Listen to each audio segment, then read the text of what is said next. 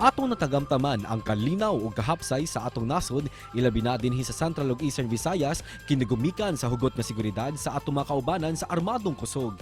Gisakripisyo nila ang ilang kaugalingon alang og aron sa atong nasod aron mahalikay sa kagubot, gubat ug uban pa. Dayag ang ilang serbisyo matag adunay mga katalagman ingon man mga kalamidad din mutabang sila pagpang-apod-apod ug mga relief good.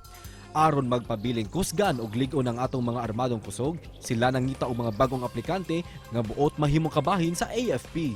Karong buntaga, mangayo tagdugang detalye kabahin niini kauban ang ilang mga opisyales dinhi lang sa GMA Regional TV Live.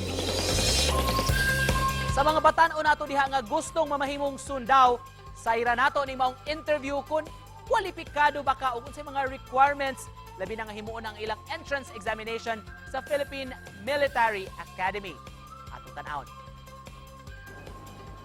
May buntag mga kapuso, nanukad kita karon din sa Central Command, partikular sa Bantay Laya Lounge sa 53rd Engineer Brigade. Sa makabatan-unan diha nga interesado mo serbisyo sa atong nasod basin kahigayunan ninyo ni kini mga kapuso aron musud sa Armed Forces of the Philippines. Maong subay niini mahinabi nato kung pipila ka mga opisyales sa AFP mga kapuso maghiskuta nilang recruitment nga gipahigayon.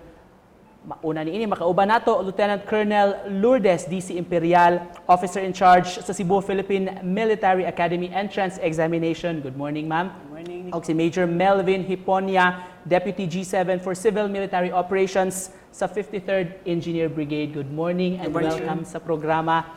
Let me start with you, Lieutenant Colonel Imperial, ma'am. Let's talk about entrance sa prestihiyosong Philippine Military Academy. Bukas na gaganapin ang yung entrance examination. Can you tell us more about this, ma'am? So thank you for this opportunity. Dito kami sa GMA Regional TV Live.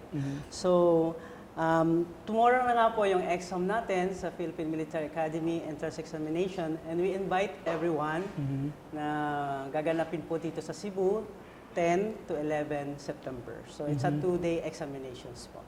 Tomorrow's the entrance examination, ma'am. Let me talk about anong ginawa ng PMA nung nag-pandemic? Paano nyo ginawa yung entrance exam, yung recruitment nyo? For the past 2020 na nag-pandemic po tayo, nagkaroon po kami ng scheme na staggered ang ginawa namin. Kasi nung mga past exam po, simultaneous 1 day lang yung exam namin. Anong height requirement na gustong pumasok ng PMA? Yes, maganda po yung natanong ni Nico.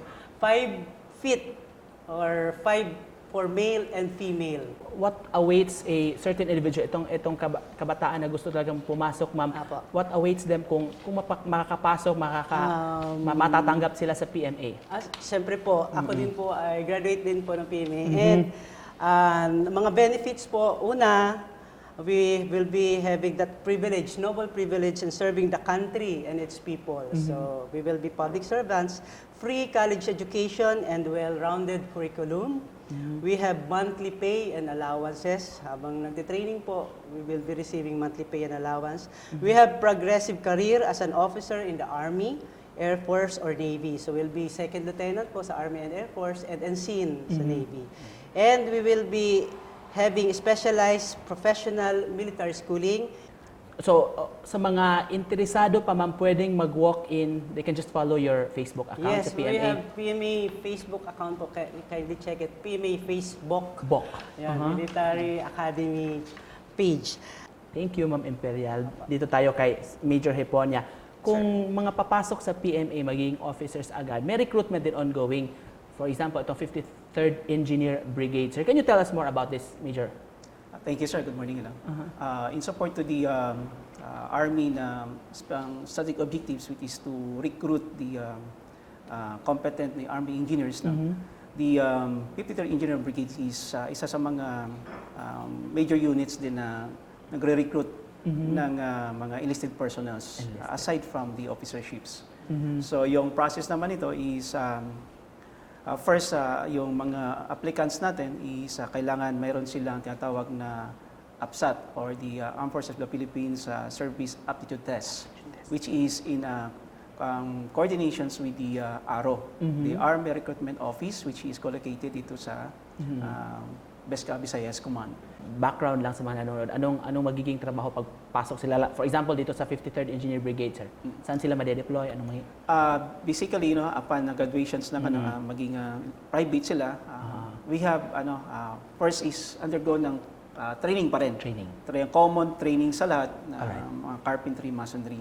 Of course, kami rin sa Kapuso Network, sir, nagpapasalamat kasi Thank you, sir. tumutulong talaga ang AFP, ang Philippine Army sa mga construction works ng foundation din namin, Thank you, sir. na ibang mga projects talaga. Natatap talaga, not just for construction, kahit nga pagde-deploy, pagbibitbit ng mga relief goods Yes, sir. sa iba't ibang mga drives na ginagawa namin. May mga social media accounts kayo, sir, na pwedeng Those who puntahan are ninyo. interested to join the Army Engineers ng Visayas Builders, we have the 53rd Engineer Brigade na Visayas Builders na Facebook.